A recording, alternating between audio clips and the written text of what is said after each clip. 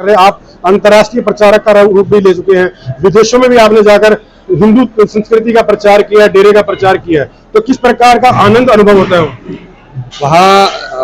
मैं रशिया में भी गया, दुबई में भी गया, चाइना में कैलाश मानसरोवर, तो वहाँ की जो लोगों की परिस्थितियाँ हैं वो वहाँ के लोग दुखी है, सब कुछ होते हुए दुखी है, लेकिन जैसे ही हम अपने सनातन धर्म हिंदुत्व का प्रचार करते हैं तो उन लोगों में आनंद की एक लहर दौड़ती है। और हमारे जो मंत्रों का उच्चारण, जो हमारे ऋषि मुनियों ने इतने मंत्रों का आह्वान करके देवी देवताओं का आह्वान करते थे, उनसे आशीर्वाद लेते थे, उसी प्रकार से जब हम अपने मंत्रों का उच्चारण उनके सामने करते हैं तो वो लोग इतना आनंदित हो जाते हैं कि भारत में आने को मजबूर होते हैं और संन्यास मार्ग पे आने के लिए प्रेरित करते हैं हमें कि आप हमें संन्यास दीजिए, हम भारत भूमि में आकर जितने भी हमारे सनातनी भक्त हैं या कोई भी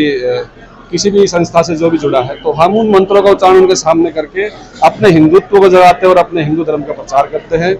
हम सदैव पाश्चात्य लोग हैं वो हमारी हिंदू संस्कृति को अपना रहे हैं, हमारी हिंदू संस्कृति को, हमारे भारतवर्ष की जो संस्कृति है या वस्तुएं है, आयुर्वेद है, उनको अपना रहे हैं, योग को अपना रहे हैं, लेकिन हमारी जो पीढ़ी है, हमारा जो भारतवर्ष के युवा है, वो युवा पाश्चात्य सभ्यता को अपना रहा है, अपने खान पान, रहन सहन और सब कुछ के लिए। मैं आपसे एक बात कहना चाहूंगा कि सबसे पहले के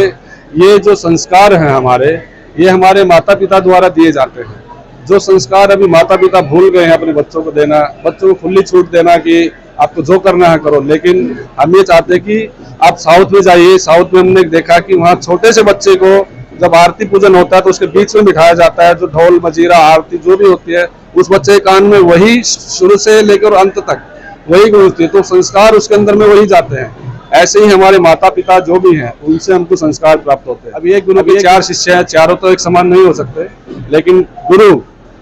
जिसके अंदर में वो शक्ति देख ले, वो क्षमता देख ले, तो उस क्षमता को गुरु अपने शक्तिपात कराता है उस शिष्य के अंदर में, और वो शिष्य उसको धर्म का प्रचार करने तो अपने गुरु का नाम करता है। आप देख सकते हैं जिस प्रकार से सिद्धपीठ बाबा जहरगिरी आश्रम के अंदर आज संतों का जमावड़ा हुआ है, छोटा कुंभ का रूप लिया है छोटी काशी के अंदर। जुन्ना अखाड़ा के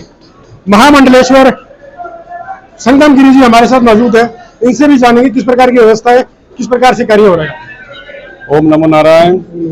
जी। आज बाबा जहरगिरी महाराज जी का वार्षिक महोत्सव पौष माह की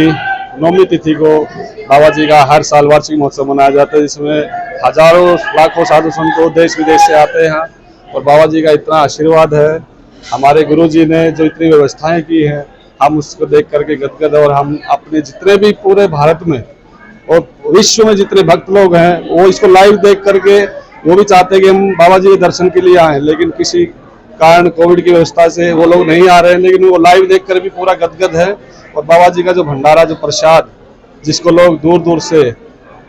मात्र प्रसाद चखने से ही उनकी जो बीमारियां हैं, जो उनका कष्ट है वो दूर होता है। और हमारे गुरु महाराज जी ने, श्री महंत अशोकगिरी महाराज जी ने जो इतनी व्यवस्थाएं की हैं, उसके लिए कोई शब्द नहीं है मेरे पास, लेकिन फिर भी मैं कहना चाहूँगा ऐसे गुरु महाराज सभी भक्तों को मिले, ऐसे पिता तुल्य हमारे गुरुदेव श्री महंत अशोकगिरी महाराज जी का मैं चरणों में बारंबार प्रणाम दंडवत, साक्षात दंडवत उनको उनसे आशीर्वाद प्राप्त करना चाहूँगा कि वो अपना आशीर्वाद सदैव हम सब पर, अपने भक्तों पर बनाए रखे, और बाबा जहरगिरी महाराज, सिद्ध बाबा शंकरगिरी महाराज जी का आशीर्वाद सभी भक्तों पर बना रहे, और ऐसे विशाल कार्यक्रम हर क्षेत्र में हो ताकि सभी लोग उसका लाभ लें और अपना आशीर्वाद प्राप्त करें। महाराज जी, जिस प्रकार से आज सनातन धर्म है, सनातन धर्म का जो हम प्रचार कर रहे हैं, आप अंतर्राष्ट्रीय प्रचारक का रूप भी ले चुके हैं, विदेशों में भी आपने जाकर हिंदू संस्कृति का प्रचार किया, डेरे का प्रचार किया, तो किस प्रकार का आनंद अनुभव होता है वहाँ? मैं रशिया में भी गया, दुबई में भी गया, चाइना में कैलाश मानसरोवर, तो वहाँ की जो लोगों की परिस्थितियाँ हैं वो वहाँ के लोग दुखी है, सब कुछ होते हुए दुखी है, लेकिन जैसे ही हम अपने सनातन धर्म हिंदुत्व का प्रचार करते हैं तो उन लोगों में आनंद की एक लहर दौड़ती है। और हमारे जो मंत्रों का उच्चारण, जो हमारे ऋषि मुनियों ने इतने मंत्रों का आह्वान करके देवी देवताओं का आह्वान करते थे, उनसे आशीर्वाद लेते थे, उसी प्रकार से जब हम अपने मंत्रों का उच्चारण उनके सामने करते हैं तो वो लोग इतना आनंदित हो जाते हैं कि भारत में आने को मजबूर होते हैं और संन्यास मार्ग पे आने के लिए प्रेरित करते हैं हमें कि आप हमें संन्यास दीजिए, हम भारत भूमि में आकर धन्य हो गए। तो ऐसी हमारी भारत भूमि है, ऐसे हमारे ऋषि मुनि संत जो आज भी तपस्या करके हमारी पूरी समस्त पृथ्वी को बचाए हुए हैं, मैं उन्हीं सभी संतों को नमन करता हूँ, प्रणाम करता हूँ। और ऐसे जो हमारे ऋषि मुनियों के जो मंत्र, जो उन्होंने हमको एक आशीर्वाद के रूप में दिया, जो अभी हम आगे उनको सभी भक्तों को, सभी जितने भी हमारे सनातनी भक्त हैं या कोई भी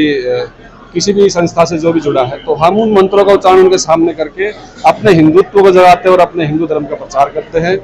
हम सदैव तत्पर रहेंगे, क्योंकि भारत भूमि की रक्षा सभी संत लोग कर रहे हैं और सभी भक्त लोग भी उसमें तहे दिल से जुड़े हुए हैं। तो मैं ऐसे सभी संतों को प्रणाम करता हूं जो अपने भारत देश की भूमि का प्रचार पूरे विश्व में कर रहे हैं, और उनको बारंबार नमन प्रणाम। महाराज जी, आपको लगता नहीं कि जिस प्रकार से पश्चिमी सभ्यता, जो पाश्चात्य लोग हैं, वो हमारी हिंदू संस्कृति को अपना रहे हैं, हमारी हिंदू संस्कृति को, हमारे भारतवर्ष की जो संस्कृति है या वस्तुएं है, आयुर्वेद है, उनको अपना रहे हैं, योग को अपना रहे हैं, लेकिन हमारी जो पीढ़ी है, हमारा जो भारतवर्ष के युवा है, वो युवा पाश्चात्य सभ्यता को अपना रहा है, अपने खान पान, रहन सहन और सब कुछ में चेंज करे हुए।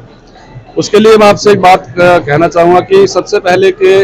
ये जो संस्कार हैं हमारे, ये हमारे माता पिता द्वारा दिए जाते हैं। जो संस्कार अभी माता पिता भूल गए हैं अपने बच्चों को देना, बच्चों को खुली छूट देना कि आपको जो करना है करो, लेकिन हम ये चाहते हैं कि आप साउथ में जाइए। साउथ में हमने देखा कि वहाँ छोटे से बच्चे को जब आरती पूजन होता है तो उसके बीच में बिठाया जाता है, जो ढोल मजीरा आरती जो भी होती है उस बच्चे के कान में वही शुरू से लेकर अंत तक वही गूंजती है, तो संस्कार उसके अंदर में वही जाते हैं। ऐसे ही हमारे माता पिता जो भी हैं उनसे हमको संस्कार प्राप्त होते हैं। अब एक गुरु के 4 शिष्य हैं, चारों तो एक समान नहीं हो सकते, लेकिन गुरु जिसके अंदर में वो शक्ति देख ले, वो क्षमता देख ले, तो उस क्षमता को गुरु अपने शक्तिपात कराता है उस शिष्य के अंदर में, और वो शिष्य उसको धर्म का प्रचार करने तो अपने गुरु का नाम करता है। जैसे ही एक छोटा सा व्यक्ति हूँ मैं इस संसार में, मैं भी अपने गुरु का एक लाल हूँ, और मैं भी अपने गुरु के लिए धर्म प्रचार, अपने आश्रम के लिए, अभी सभी भक्तों के लिए और संपूर्ण सृष्टि के लिए हम अपने धर्म का प्रचार करते रहेंगे और करते आ रहे हैं। और हम सभी लोगों को यही बोलेंगे कि आप अपने अपने बच्चों को अच्छे संस्कार दीजिए, ताकि हमको किसी दूसरे धर्म में जाने की जरूरत ही ना पड़े। बिल्कुल, जिस प्रकार से आज संस्कारों की आवश्यकता है, अपने माँ बाप से जो संस्कार मिलने चाहिए बच्चों को, ताकि वो संस्कार मिले और उस संस्कार के माध्यम से जो पाश्चात्य सभ्यता है वो हावी ना हो, और गुरु परिवार पर जो सेवक जुड़ते हैं और उनको सामाजिक आस्था जुड़ती है, तो बच्चे आगे जाकर हिंदू संस्कृति के प्रति जागरूक होंगे और समाज के प्रति जागरूक होंगे, समाज के प्रति जागरूक होकर समाज का कल्याण करने का काम करेंगे। वीडियो जर्नलिस्ट धर्मेंद्र जागड़ा के साथ भिवानी से, भिवानी लाइव के लिए मनोज मलिक।